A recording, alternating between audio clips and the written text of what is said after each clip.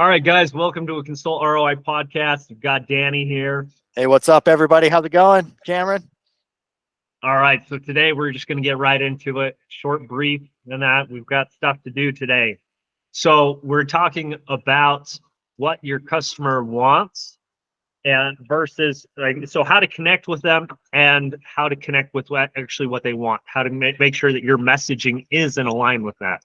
Great example of this is so we had some products that we had to market, and so I had somebody write a post that to sell these things, and they said that the product was unique, but yet it wasn't unique at all, and so that caused issues, and like they didn't understand why it wasn't causing sales, but it is because when people hear unique, like if they say, oh, hey, this is a unique one of a kind car or a unique one of a kind whatever, either you think that you're going to overpay for it because it is unique, or two, you look at it, realize that it's not unique, and then you don't care about it, right? And so either way, neither communicates clearly to your customer how to create or transition into a sale or get them what they want.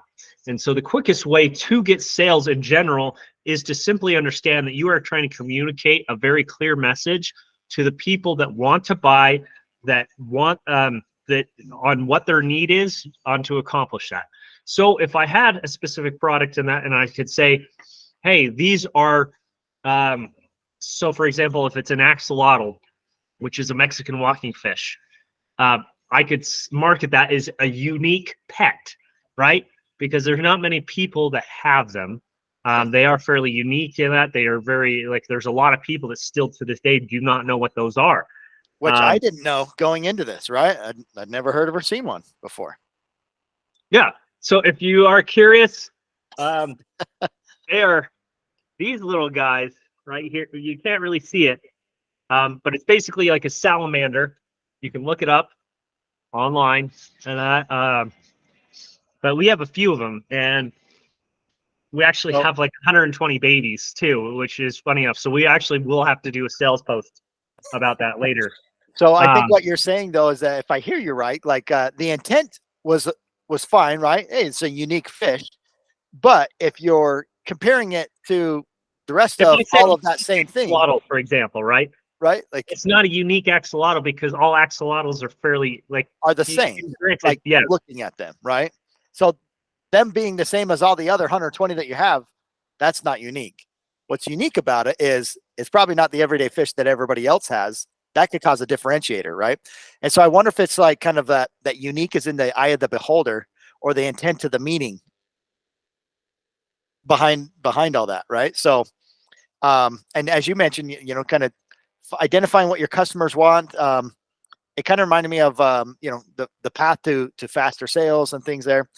I once heard someone say that the purpose of marketing is to shorten the sales cycle, and calling it out as unique, like what's the result of that? Or, you know, if I'm buying just off of uniqueness, like you were saying, I might be let down thinking faster, stronger, better, different, or something.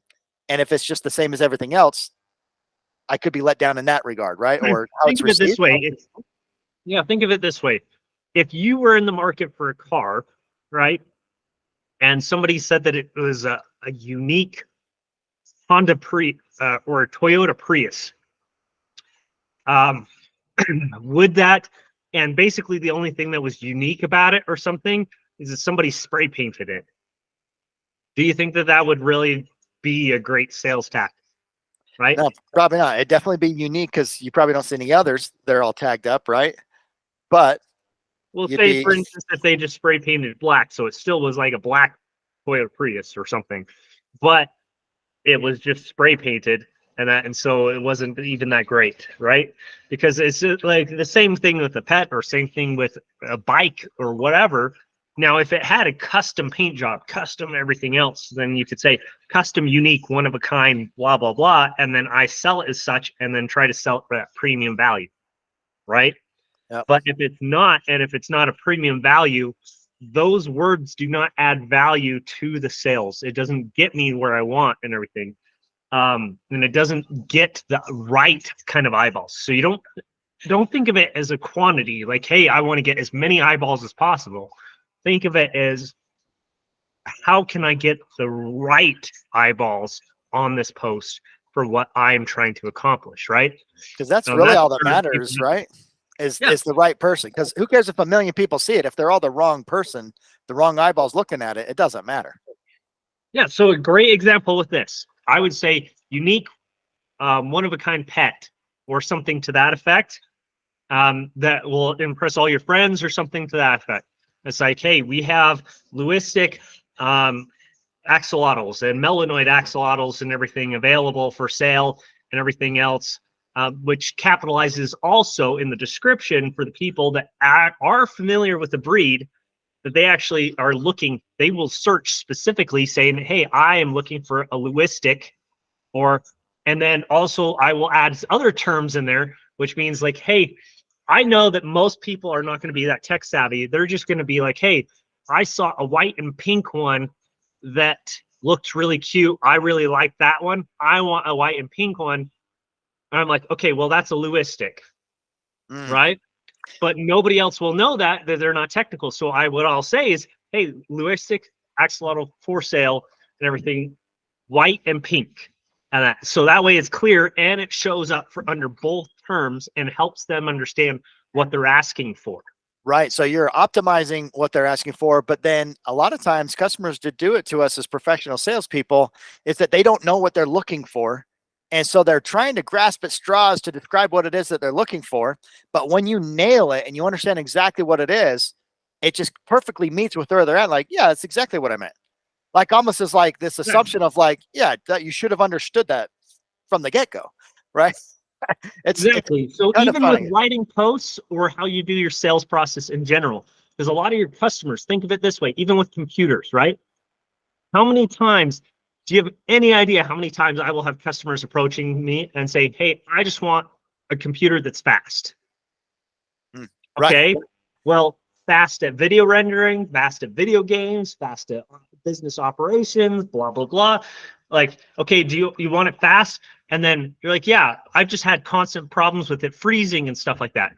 Okay, so it's not actually with it running like the speed necessarily, it's the reliability and the others and that. But that's how they explain it in their words, right? Because they just see it bogging down. They equate that to slow when it's not. It's how the computers run, it's how it's set up, it's how everything else that comes into play. Programs they're using and everything. And so, yeah, if you're just like, oh yeah, I got fast computers right here, whatever they buy, it doesn't matter what it is, they will be disappointed if you just sold them on a quote unquote fast computer, right? Well, I mean, I could sell them a do it all really great one for like $8,000. But it's not going to meet I their guarantee needs and be out of their budget, right? Like most people. That's what's going to happen is I'll lose the sale purely on the price at that point, because there's always going to be somebody else that says, oh yeah, this is a fast computer. They'll sell them like a $500 piece of garbage and then wonder why they have problems again in 5 months. So part of it in anything with your customers is to educate, inform, and understand their point of view, how they're going to interpret things, and then tailoring the message around that. So yeah, I'll let you come up with some examples on what you've seen or done to kind of simplify the messages, because it's very easy, especially when you have lots of knowledge, a lot of technical expertise and so forth. It's very, very easy to overcomplicate. And when you overcomplicate, it's a very common principle in sales. It's so KISS, or keep it simple. Keep it simple, stupid, silly. Yep. I'm trying to watch my mouth lately. I know I've cussed more than plenty on this podcast, but I'm trying to watch it a little bit more. Hey, you're doing great so far today. You know, you're doing great so far. So now what you've described is basically a sales process. So whether it's KISS, or if you have something like this that just happens to be on my book stand right here, the Challenger sale. Don't judge your book by its cover, by the way, but they do have a principle in here called the 3 T's: teach, tailor, take control. It's basically what you just described there. Regardless of the methodology that you use and follow. I think it's important to follow a methodology is what it comes down to. And in understanding what it is that your customers need, if you simply listen to what it is, you're going to think about the really dumb questions. I think I've shared on here before the 3 o'clock parade, right? What time's the 3 o'clock parade? People asking that question all the time at Disney. The shortened version is really what they're asking is, what time does the 3 o'clock parade get to where I'm standing at right now? But they don't know how to say that. And so they're like, what time's the 3 o'clock parade? And it sounds like really stupid. So unless you have put some effort into what is it that my customers are really asking, you're just going to be like, oh yeah, here's a fast computer. Here you go. You're going to lose a sale on the price because it's up to here. They weren't a qualified buyer at that point, and you didn't share enough value and information to lean into that to shatter their status quo. They're trying to go, hey, I've got a painful computer. I want a faster computer, but I don't want to pay this ginormous price for it. I don't know how else to ask what it is I'm looking for. I just think it's a faster computer. That's what I need. And so then they'll just lean into that. And if you just meet them where they're at, that's fine for a moment. But you can meet them where they're at for that moment and then lean into their personal space by earning the right to bring them back into your process. And you do that by asking, okay, yeah, absolutely. We've got a ton of fast computers. Meet them where they're at. And then find out. Now, when you say fast computers, what does that mean by you? What does that look like to you? And then so this is how I phrase it with, especially with computers. And I'll actually guide you through how I do it on the technical side and everything, at least with my tech company. Okay? Yeah. So they'll tell me, hey, our computers aren't reliable. I need something there. And it's like, okay, great. What programs are you trying to run? Okay, well, Word, Excel, I just, the browser, etc. Like just basically, we have some basic programs to run like our dentistry and some other stuff. Okay, great. Do you know if that software is based with the internet, or do you have a local computer to host that application? Okay, I think we have a local computer. Okay, great. So at that point, there could be a couple different things that could improve the experience of that, and we want to take a look at it. Okay, it looks like when we look at your process, we look at your systems right now, you've been basically buying just whatever's on sale at Best Buy and everything else, and there's nothing wrong with that. I get it. You're trying to save money, and it helps get you to where you are right now. You're at that point in business now that you need to transition to something more stable, that you don't have to worry, because I think we both can agree here that when you have downtime, it's actually costing you substantial amount of money, right? Time, frustration, energy, all that. Exactly. And also when you cause more stress on your employees, it actually causes higher turnover rate. Funny enough. So the more you know. Exactly. And so what I will do is basically say, like, hey, look, there's three different business class. Here's the business class for Dell. Here's the business class for Lenovo. Here's the business class for HP. Do you have any specific preference as of right now? No? Okay. Well, let's standardize this. So either way, I understand that budget is a concern right now, that you just brought that up, because obviously you wouldn't be buying the cheapest thing in the first place. But at the same time, let's get you something reliable, that is consistent, that is able to withstand, and is designed to be running for as long as it is. Because a lot of the consumer grade laptops, they aren't designed to run. They're designed for short-term use, because you're at school all day, you're at work all day, and then you come home, you play a game or something like that, and then that's it, right? So they're not designed for all-day use. So if you get something that's business grade, that is designed for that is a little bit more robust, you're going to get a little bit longer life, less headaches, etc., that comes with a lot of these other systems. I'm not saying that they won't last, like you can't get those other computers to last long, right? It's just you're going to have a lot less headaches and everything that you've been experiencing. Great. So these are the ones we recommend. Here's the minimum specs that we recommend based on what you said with your criteria. And here, this is our price. We'll price match here on Dell just to show you what it is. And the reason I guide them exactly to one option based on all the information that I gathered up front is because I don't want to confuse them or make it overcomplicated. I'm like, hey, you said you needed these applications. You said you needed to, you're running this much, you're multitasking, you're doing all this stuff. Okay, are you traveling? Do they need to move or anything? Okay, that determines between a laptop or desktop. Okay, since it's stationary, we're just going to do desktops for these people. We're going to do laptops for these people, like the office managers that are taking their work home or working remotely, etc. And now that we have all this, here's the option for each of those roles based on what you told me. Okay, great. It's a no-brainer and everything. You're like, yes, there is plenty of options in that.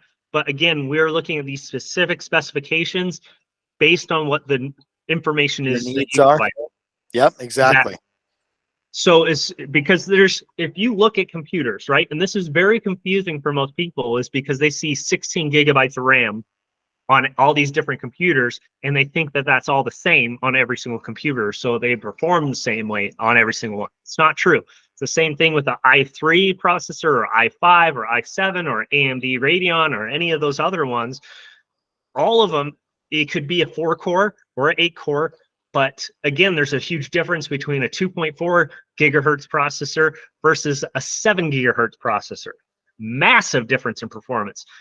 7 gigahertz i3 processor or i5 will outperform typically 9 times out of 10 an i7 processor with 1.2 gigahertz all day. But the customer at this point might listen to all that and be like, well, tell me, will it run my I just Excel? need the i7. Everyone says the i7. I'm Yeah. like, oh no. But really, they're just kind of like going back like, oh, like, I don't know whatever it is you said about i7 and core and this and that, but will it run Excel? Right. So like it's exactly. it's really trying to like hit on those things. And I think you hit a key point there too, of based off of the needs analysis that I went through with you. You said that XYZ is what your needs are. This meets all those needs. So you're satisfying that. And then at the same time, you have a professional obligation to help call them out, or call their baby ugly, as a friend of mine likes to call it, of, well, I don't think I need all that stuff. And then you're able to go back to the beginning of your process of, well, when you mentioned a little earlier, you shared some frustrations about not being able to pull this program fast enough. You shared some frustrations from your team members having this blue screen of death of da da da da da da da. You should, and then they're like, oh yeah, you're right. So you're really helping them massage their own status quo. Well, it's just and bringing like up that, like, hey, do you remember how, like, all these, you would have problems on one computers, but then you wouldn't have problems on others, and you would have inconsistencies here and not on others, and nothing would work, or the times that you're having down. Okay, great. These are this is why I always suggest a little bit higher computer, because as you know, the needs of your program is going to change, right? You're going to change softwares, you're going to change that. It would be a disservice, and you would hate me, frankly, if I sold you a computer that barely met minimum specifications, which means, as you know, if you ever meet the minimum specifications on anything, regardless, right, you will find that doesn't perform nearly very well. Like, it does not, like, for example, if you look at the minimum specification to run Windows 11 or the newest iOS, both of them will say that you need a minimum of like 8 gigabytes of RAM. You will need like an i3, i5, blah, blah, blah, with these specs.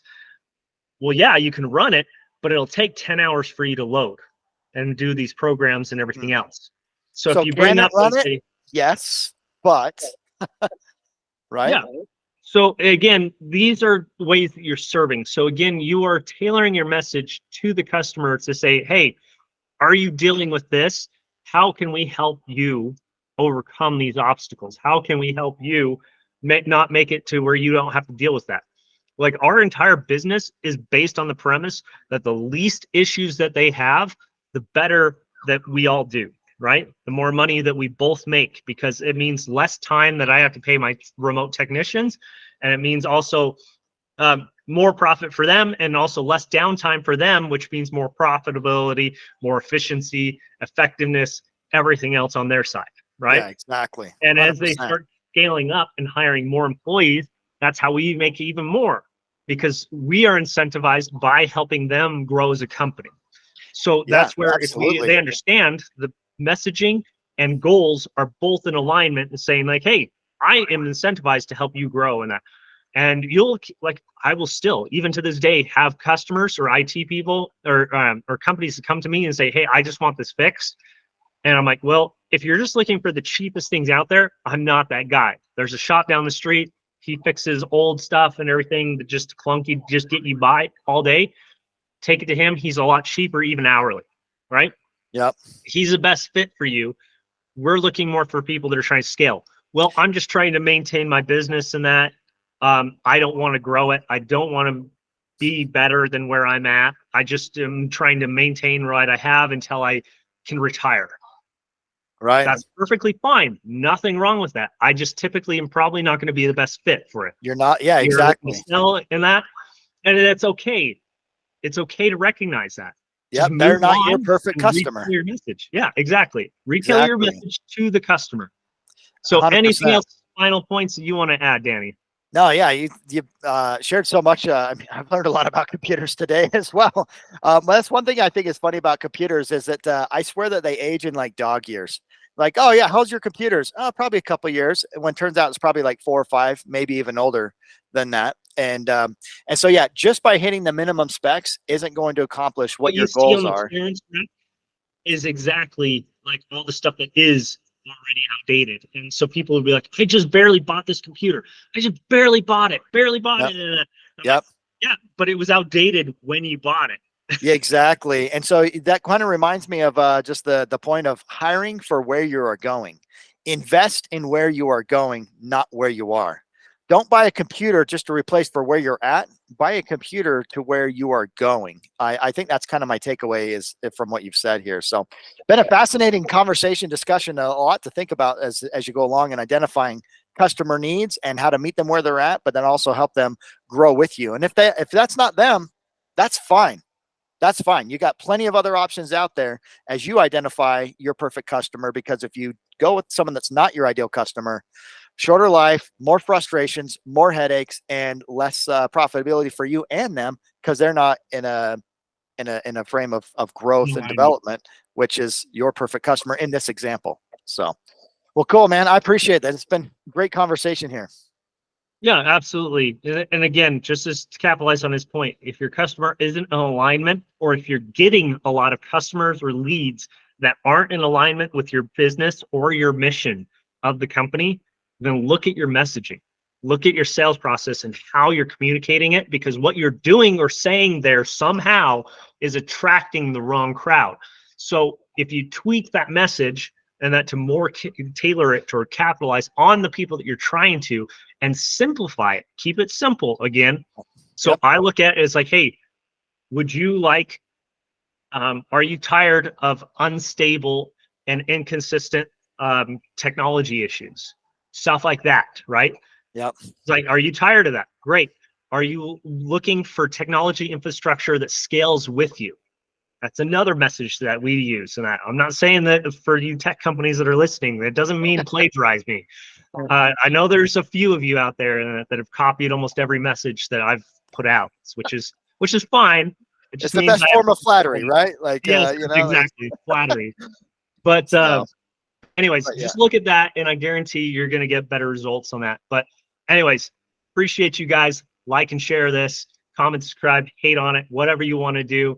Just make sure you get some value and live the best life that you can. Until the next podcast, take care. Bye. Peace.